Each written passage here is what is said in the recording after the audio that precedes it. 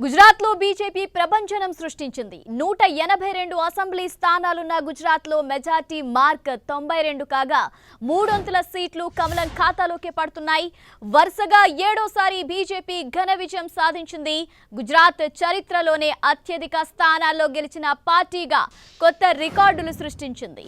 60 sitting స్థానాలు కోల్పోయి కాంగ్రెస్ పరిస్థితి దిగజారితే అధికారం తమదే అని ఎన్నికల ముందు చెప్పిన ఆప్ 6 సీట్లతో సరిపెట్టుకుంటోంది. బీజేపీ డబుల్ ఇంజిన్ డెవలప్మెంట్ ఎజెండాకు ప్రజలిచ్చిన తీర్పు ఇదని కమలం నేతలు అంటున్నారు.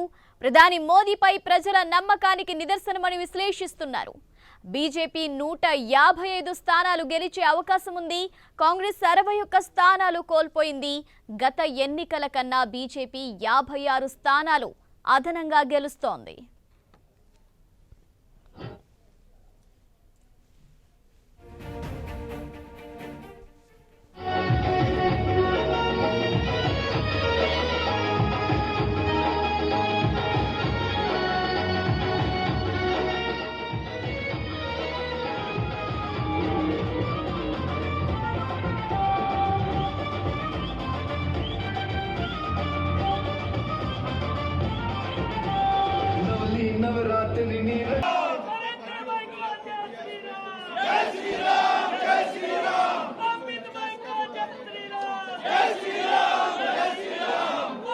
గుజరాత్ లో బీజేపీ ప్రభంజనం సృష్టించింది. 182 అసెంబ్లీ స్థానాలున్న గుజరాత్ లో మెజారిటీ మార్క్ 92 కాగా 300 సీట్లు కమలం ఖాతాలోకి పడుతున్నాయి.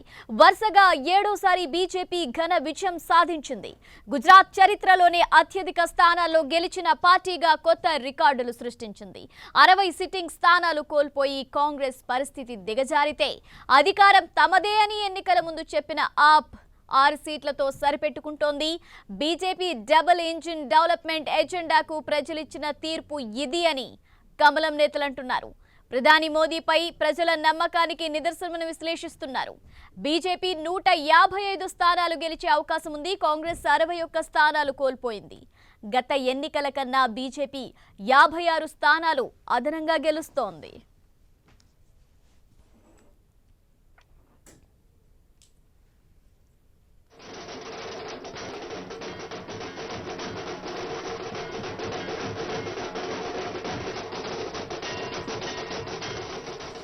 గుజరాత్ లో బీజేపీ దూసుకుపోతోంది. రికార్డులను బద్దలు కొడుతోంది. గుజరాత్ లో బీజేపీ ప్రభంజనం సృష్టించింది. 182 అసెంబ్లీ స్థానాలున్న గుజరాత్ లో మెజారిటీ మార్క్ 92 కాగా 300 సీట్లు కమలం ఖాతాలోకి పడుతున్నాయి. వరుసగా ఏడోసారి బీజేపీ ఘన విజయం సాధించింది. గుజరాత్ చరిత్రలోనే అత్యధికంగా స్థానాల్లో నిలిచిన పార్టీగా కొత్త రికార్డులు సృష్టించింది. 60 సిట్టింగ్ స్థానాలు కోల్పోయిన కాంగ్రెస్ పరిస్థితి దిగజారితే అధికారం తమదే అని ఎన్నికల ముందు చెప్పిన ఆప్ 6 సీట్లతో సరిపెట్టుకుంటోంది. బీజేపీ డబుల్ ఇంజిన్ డెవలప్మెంట్ ఎజెండాకు ప్రజలిచ్చిన తీర్పు ఇదని కమలం నేతలు అంటున్నారు. ప్రధాని మోదీపై ప్రజల నమ్మకానికి నిదర్శనమని విశ్లేషిస్తున్నారు. బీజేపీ 155 స్థానాలు గెలిచే అవకాశం ఉంది. కాంగ్రెస్ 61 స్థానాలు కోల్పోయింది. గత ఎన్నికల కన్నా బీజేపీ 56 స్థానాలు అదనంగా గెలుస్తోంది.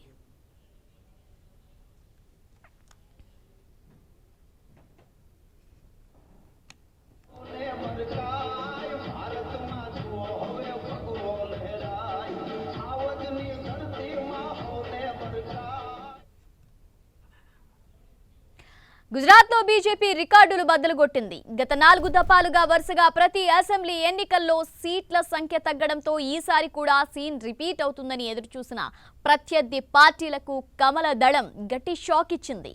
ఇప్పటి వరకు గుజరాత్ చరిత్రలో ఎప్పుడూ లేని విధంగా ఈసారి అసెంబ్లీ ఎన్నికల్లో అత్యధిక స్థానాలను తన ఖాతాలో వేసుకుంది.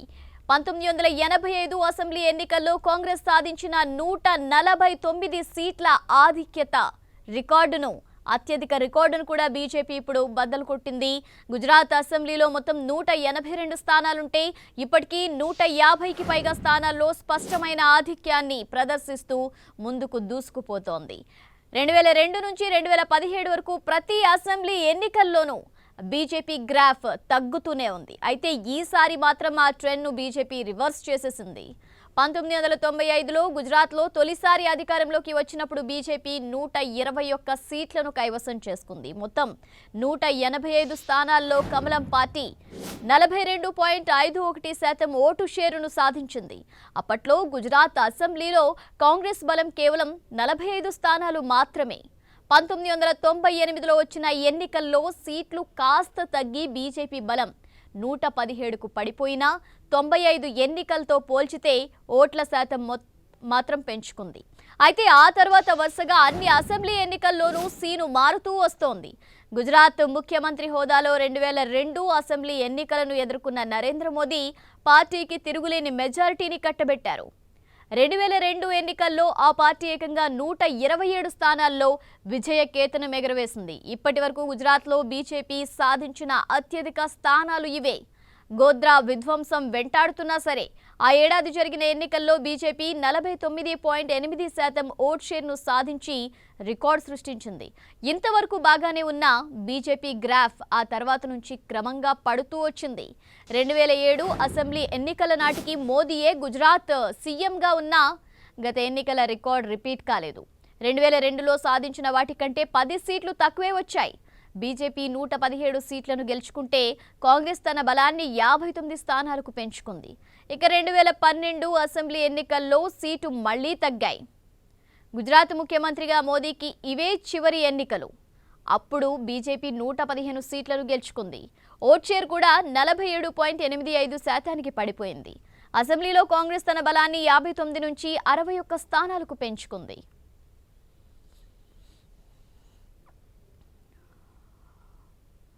సీట్ల సంఖ్యతో పాటు ఓటింగ్ షేర్ క్రమంగా తగ్గుతూ రావడంతో 2017 గుజరాత్ అసెంబ్లీ ఎన్నికలను కమలనాథులు చాలా సీరియస్గా తీసుకున్నారు.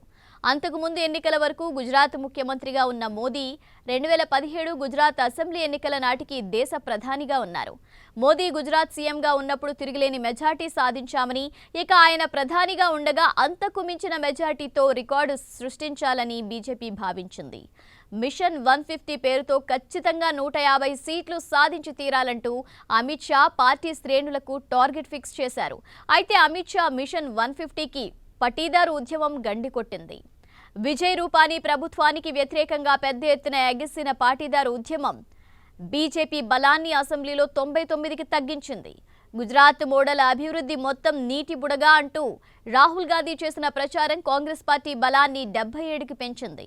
మొత్తానికి 2002 నుంచి 2017 మధ్య 4 సార్లు గుజరాత్ అసెంబ్లీ ఎన్నికలు జరిగితే బీజేపీ 28 సీట్లను కోల్పోయింది.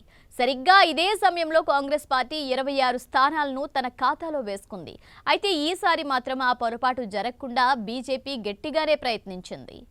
ఆప్ ఆద్మీ పార్టీ రంగంలోకి దిగినా కాంగ్రెస్ పార్టీ ఓట్లను చీల్చగలిగింది తప్ప బీజేపీ మూలాలను కదిలించలేకపోయింది.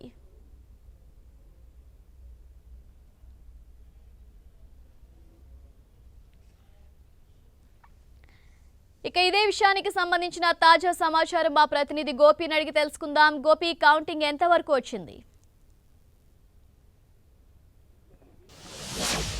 గుజరాత్ హిమాచల్ ఎన్నికల ఫలితాలకు సంబంధించి కొంత స్పష్టత వచ్చింది. గుజరాత్లో బీజేపీ ప్రభుత్వం ఏర్పడబోతోంది. ఇక హిమాచల్ ప్రదేశ్లో కాంగ్రెస్ ప్రభుత్వం ఏర్పడబోతున్నట్లుగా స్పష్టంగా ట్రెండ్స్ తెలుస్తున్నాయి. 40 స్థానాల్లో కాంగ్రెస్ హిమాచల్ ప్రదేశ్లో ఆధిక్యంలో ఉంది. అలాగే 153 స్థానాల్లో బీజేపీ గుజరాత్లో ఆధిక్యంలో ఉంది.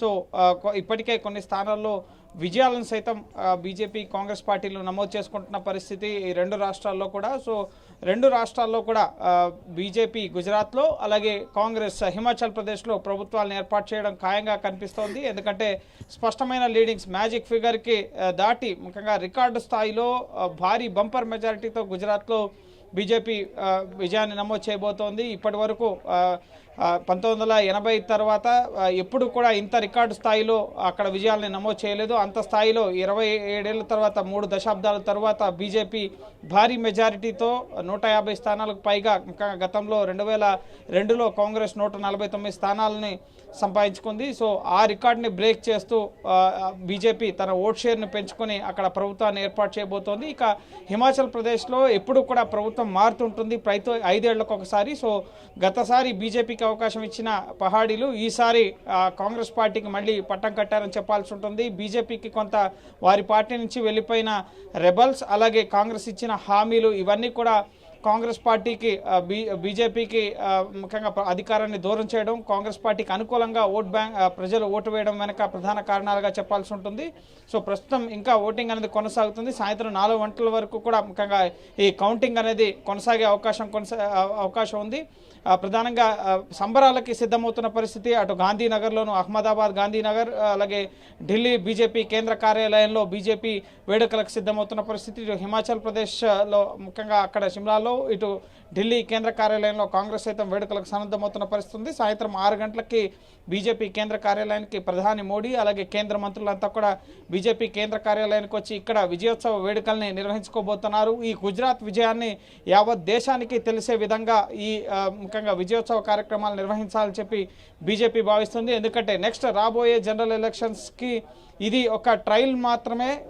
వచ్చే జనరల్ ఎలక్షన్స్లో, సార్వత్రిక ఎన్నికల్లో, లోక్సభ ఎన్నికల్లో గత ఎన్నికల్లో 303 స్థానాలు సాధించాం. ఇక వచ్చే ఎన్నికల్లో 404 స్థానాలు లక్ష్యంగా మేము పనిచేయబోతున్నాం. ఇప్పటికే దానికి సంబంధించిన కార్యాచరణ ప్రారంభమైంది. సో వచ్చే ఎన్నికల్లో కూడా బీజేపీదే అధికారం కేంద్రంలో, అలాగే అన్ని రాష్ట్రాల్లో కూడా బీజేపీని అధికారంలోకి తీసుకొచ్చేందుకు కృషి చేస్తామని చెప్పి బీజేపీ నేతలంతా స్పందిస్తున్నారు. ప్రధానంగా గుజరాత్లో వరుసగా 7వసారి కూడా బీజేపీ అధికారంలోకి రావడానికి ప్రధాన కారణం ప్రధాని మోడీ పైన ప్రజలకున్న విశ్వాసం. అలాగే ప్రజలు బీజేపీ ప్రభుత్వాన్ని విశ్వసిస్తున్నారు, ఇచ్చిన హామీలను అమలు పరుస్తున్నారు.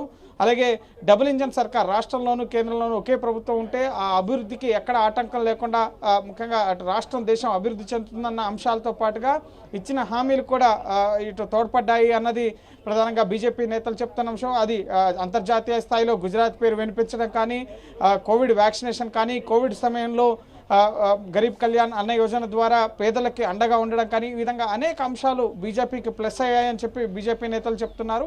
సో ఇటు హిమాచల్ ప్రదేశ్లో మాత్రం ముఖ్యంగా అక్కడ రెబల్స్ కొంత బీజేపీకి నష్టం చేశారు అన్నది బీజేపీ సైతం అంగీకరిస్తున్న పరిస్థితి. ఎందుకంటే సుమారు 20 మంది ఎమ్మెల్యేలు, సిట్టింగ్ ఎమ్మెల్యే స్థానాలని బీజేపీ మార్చడం జరిగింది.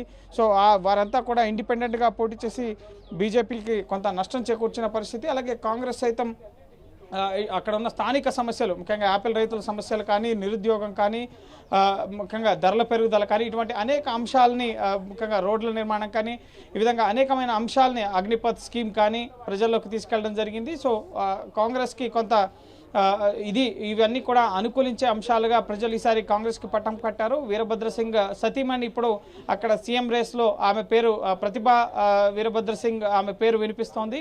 సో ఇప్పటికే ఎటువంటి భయం లేదు, మేము ఖచ్చితంగా 5 ఏళ్ల పాటు ప్రభుత్వాన్ని ఏర్పరచబోతున్నాం, ప్రభుత్వం కొనసాగుతుంది, ప్రజాస్వామ్యాన్ని రక్షించుకునేందుకే ఎమ్మెల్యేలందరినీ కూడా సురక్షిత ప్రాంతాలకు తరలిస్తున్నామని అక్కడ ఉన్న హిమాచల్ ప్రదేశ్ కాంగ్రెస్ నేతలంతా కూడా స్పందిస్తున్న పరిస్థితి ఉంది.